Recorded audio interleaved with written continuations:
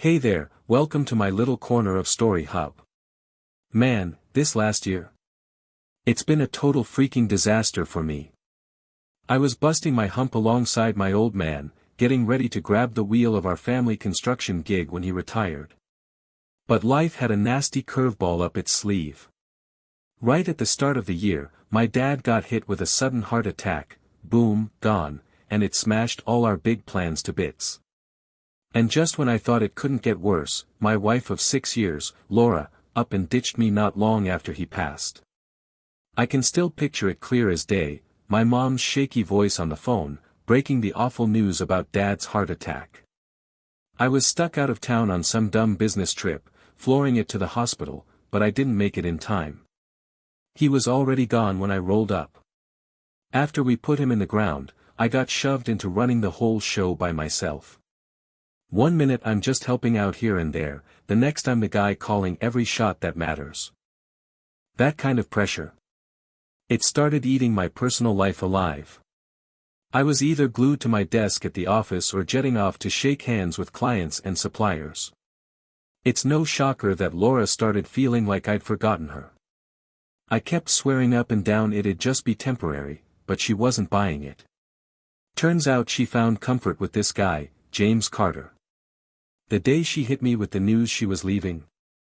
It was like a sledgehammer to the chest out of nowhere. I just sat there, jaw on the floor, staring at her, trying to wrap my head around how bad she'd stabbed me in the back. Why, Laura? I get it's been rough, but why? I begged. She goes, you were never around, Mike. I ran into James, we started chatting. I'm sorry, but he was there, you weren't. I fell for him. Then she adds, I'm really sorry, all quiet like. She got up, headed for the door, and tossed over her shoulder, I'll swing by after you've packed up and cleared out. I watched the woman I loved stroll right out of my life. Laura's a stunner, tall, slim, with that long, glossy brown hair. I plopped down and chewed over the grenade she just lobbed at me. That's when I spotted the divorce papers sitting on the table. She was gunning for the house, custody of our little girl Sophie, a fat 30% of our savings, plus child support. I grabbed my clothes, some random junk, and bolted. Ended up crashing at a hotel for the weekend. Come Monday, I hunted down a permanent spot, a cozy little 3-bedroom place on a quiet street. I didn't breathe a word of this mess to the folks at work. They'd figure it out eventually, but I wasn't in the mood to yap about it. This Carter guy, James, he runs a chain of builders merchants, our top supplier, no less. Who kicked off their fling? Hell if I know, and frankly, I couldn't give a damn. Theotional. The company? I wasn't sweating it, thanks to a rock-solid prenup we had. My dad made damn sure we signed it way back when, scared I'd lose the business if Laura and I ever split. When we put our names on it, we figured we'd be together, till the end. My big worry was Sophie, my daughter.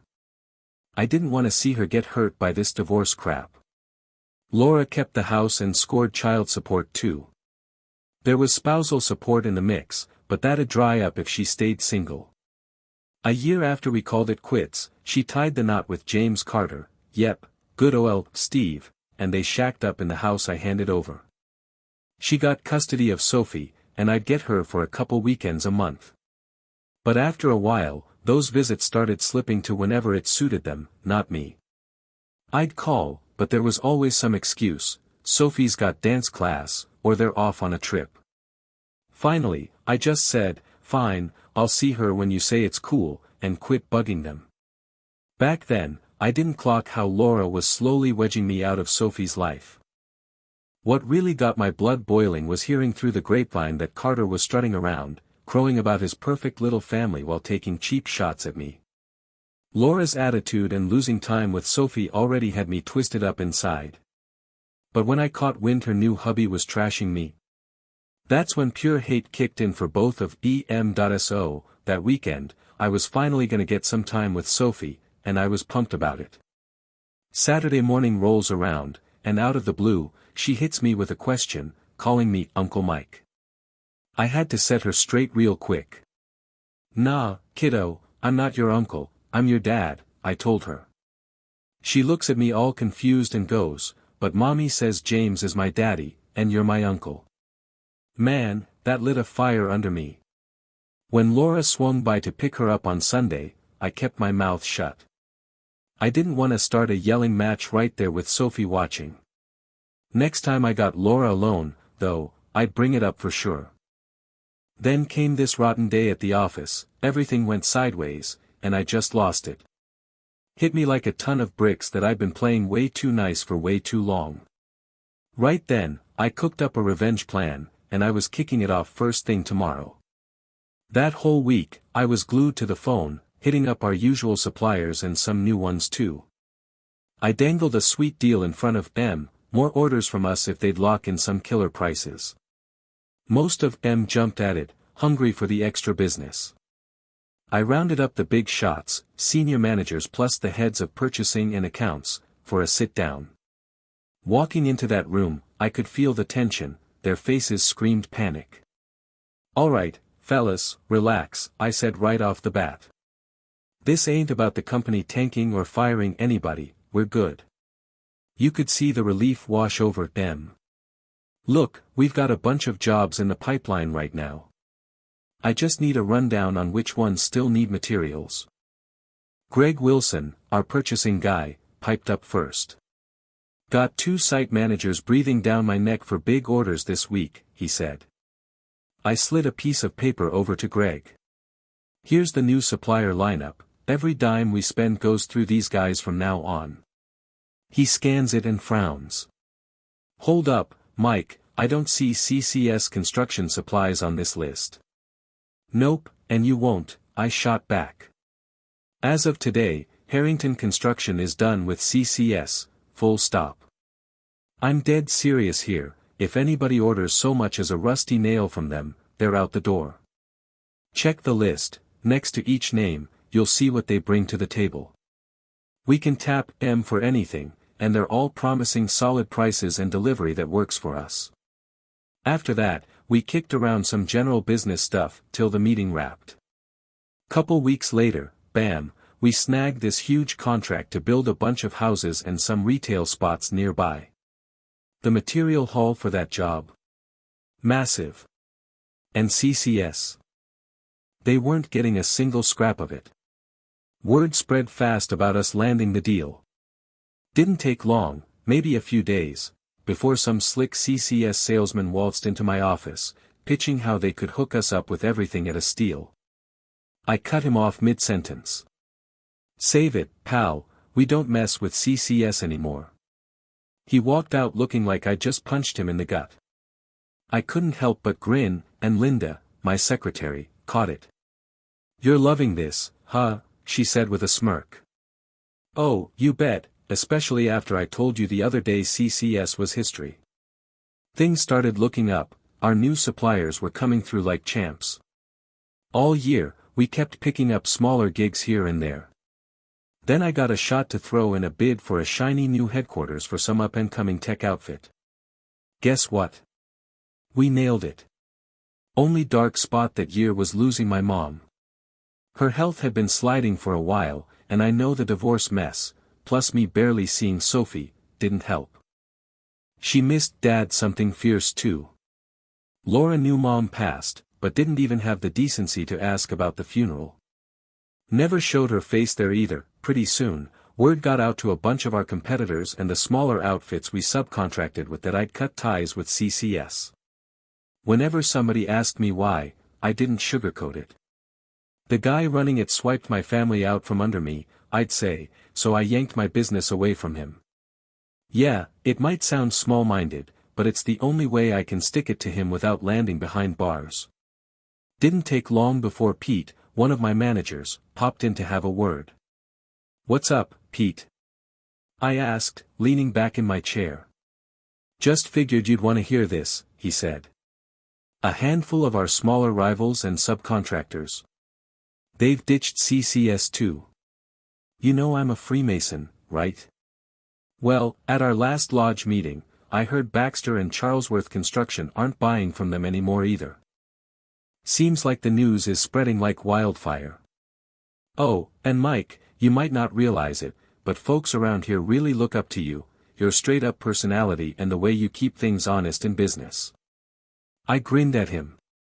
Thanks, man. Feels good to know people see me as a stand-up guy.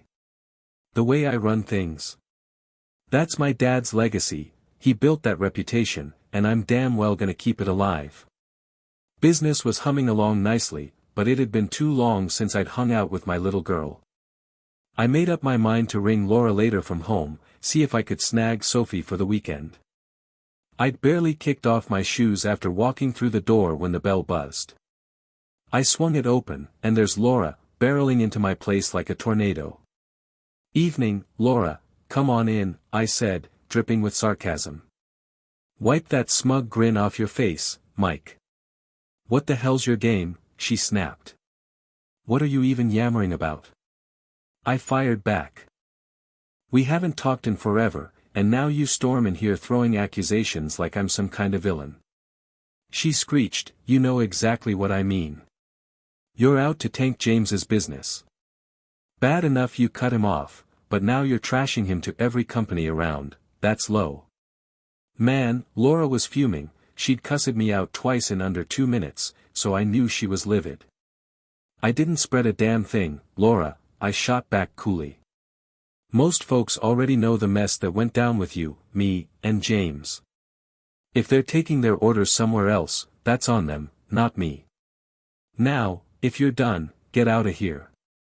I'm starving and haven't eaten yet. I slammed the door after she stormed off, smirking to myself. Felt real good knowing Carter was squirming. After I scarfed down some food, I gave Laura a call, asking if I could have Sophie for the weekend. She was still steamed, hemming and hawing before finally grumbling, fine, I'll drop her off Saturday morning. Me and Sophie hit the zoo that day, had a blast, and grabbed some burgers on the ride back. I checked in with her about school. It's awesome, Daddy, she said, beaming. My teacher's always saying I'm killing it. Mommy tried pushing me to switch schools, but I stayed put. I'm happy 'cause all my buddies are there. Later, we crashed on the couch for a movie, and she conked out right after 9 p.m. I kept mulling over what she'd said about that other school.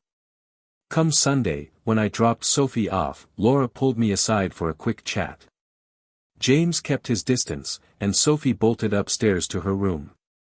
Hey, Mike, this ain't easy for me to bring up, she started. Any chance you could toss some business James's way? We were hoping to send Sophie to this fancy girl's private school, but money's tight with his company slipping. I shrugged, playing it smooth.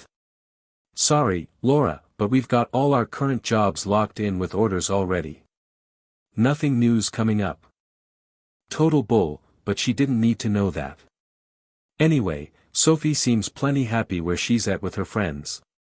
It seemed pretty clear to me that Sophie wasn't keen on switching schools.